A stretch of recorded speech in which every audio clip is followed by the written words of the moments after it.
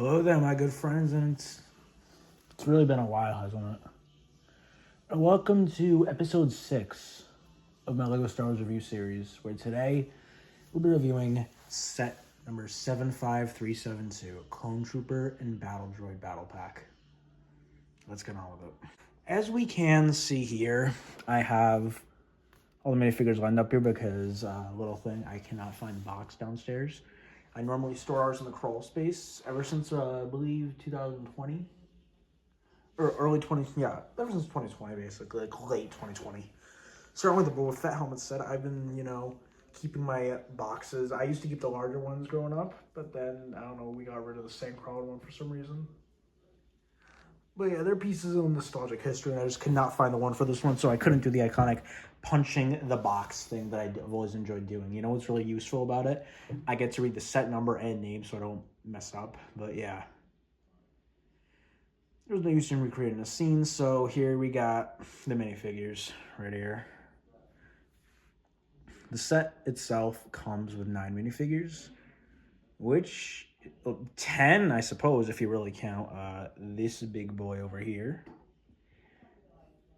But yeah, we have ourselves a shock trooper, or a Coruscant guard trooper, whatever you want to call him. 3 phase 2 clones. Well, one has a longer rifle. 3 super battle droids. A welcome return, by the way, from my dad. And 2 standard B1 battle droids, one on a step. Now, admittedly, this set is actually a pretty good recreation of the very first battle pack released. The original Clone Troopers battle pack and the original Battle Droid battle pack all kind of rolled into one set, I suppose. Yeah. I'll find a little story around the time this set came out.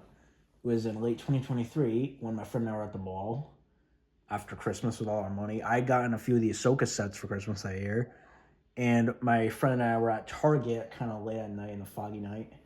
And then this big sweaty dude comes in and, I kid you not, wraps these, like 4 of these sets up like a baby. And I thought he was an employee at first because I'm thinking, oh, these things aren't supposed to be in stock yet. No, they were in stock. And this big-ass dude decides he's going to, excuse my language, but he basically just is like, all like, looking at me. I'm like, oh, you work here, man? He's like, no, I work at Domino's. Well, yeah, it's kind of, it was a funny sight, honestly.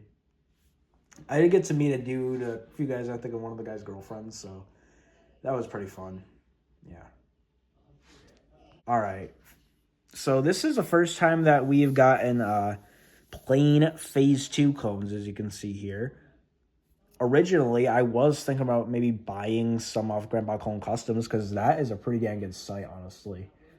It's me starting, it was my viewing of Mayday Figs' videos, I think, that really made me realize the potential in that site. And I haven't gotten them yet, but I do plan to get like the ones LEGO's probably never going to release at all. But yeah, we've also got a Shock Trooper, which more of these guys have come out in the previous year's Coruscant Guard Republic gunship set. And of course, the long-awaited return of Super Battle Droid since 2015 is really, nice and appreciated. I'll get one for comparison. All right, here we have an older Super Battle Droid minifigure. I believe this one came from the 2012 Advent calendar. And it was also quite prominent in several Clone Wars sets, as well as the later sets in the 2010s. Though, yeah. Obviously, this is, like, less bulky than that one, pretty much. And you can see the little tiny dimple right here. There's none here. And, yeah, also, I think it is a darker shade of the gunmetal or pearl dark gray color. Oops. That is, used. This feels a bit rounder and definitely on the more, sustainable, if I really could describe it as that. And you can really kind of see right here the eyes if you look really closely. Dang it, focus. Yeah, I think you can see that, yeah. And with this one, I think, you can see him. I'm just noticing now. Funny little thing, growing up, I always thought this was just one big torso. I didn't understand there was a head growing up. I'll always see is just like a big headless body, even though like objectively it's like literally a buff battle droid. Pretty cool. Okay, so now onto the set itself. So first we have a speeder, which I guess is similar-ish to the original clone speeder. Pretty cool. Yeah, we got a couple little stud, or I guess flat tile shooters. I'm not gonna shoot them now. It's like 11:20 at night. I don't record on this. I'll explain why later. The Octopara droid's pretty cool. I really like the detail of it having like basically a droid brain inside here. Yeah, he's a big boy. Assuming that does male programming. We got the little flick missiles. Always cool to see those hallmarks of my childhood. Never understood people hated them. I guess you can turn the head like this, I suppose. Definitely does remind me of, the old Clone Wars style. Here we have like a little weapons stand thing. Pretty cool. I'd say overall, this is a pretty fun set to get, really. If you're really interested in, army building with, plain clones. Like, I always enjoy when there's, like, majority standard figures like this one, say.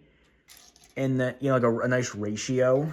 Like, there's only one of these guys and a few more of these guys. So that way, at least, you don't, like, if you want a decent amount of each figure, you don't have to really go out looking for too many. All right, so the stap here is very much a stap. All right, it's kind of funny to see, like, how many identical pieces, like, these things use, because no Bantha Poodoo. It's, like, obviously, they're, like, meant to be recreating the same thing. We've got the megaphones here, the lightsaber hilts used as the blasters, the curved slope thing, But I'll always kind of, prefer this one with its, panels. You can move them up and down, I suppose. I'm not sure if it's actually able to do this in the lore, and I call myself a Star Wars fan, for God's sake. But really, yeah. Both, I guess, are really good at what they do. For a small battle pack, this is good, but, again, I guess Silicon was also a battle pack, but yeah. There's the comparison. Yeah, I'm going to be dead honest. That's kind of all I have to say about this, because it's so late at night. I'll be honest. I just all of a sudden decided I want to start reviewing sets again on a whim, because I had 2 cups of tea while I was out celebrating with my family, and soda does not do anything to me. But I'll be real, caffeine and tea, I don't want to know what coffee could, like, inflict upon my body, but it could probably turn me into, like, I don't want to say a god, because I'm Catholic, but something in that category. Yeah, I've got nothing to do. I really do need to make more reviews, but probably when I have, like, more genuine energy. Again, I have a job now. I've graduated high school, even though I did my reviews in the summer. I did work on them a lot during school, though, like with the editing, but still. I really am, happy that I am doing this stuff. I want to get back into doing this and everything. Yeah. Maybe I'll branch out. I do notice I did make a name for myself somewhat by reviewing the clone-related sets. Maybe I'll do more. I do want to review a lot of my childhood sets. Those are always going to be very nostalgic to me. But yeah, I guess that's kind of my review of this set. See you guys later, and remember, the Force will be with you. Always. Oh yeah, as I was finishing the review, I realized that I had forgotten to record a segment of the stop. So yeah, don't stay up late and do caffeine, kids. That's for any of my younger viewers out there. I'm talking to you, cuz. But yeah, don't.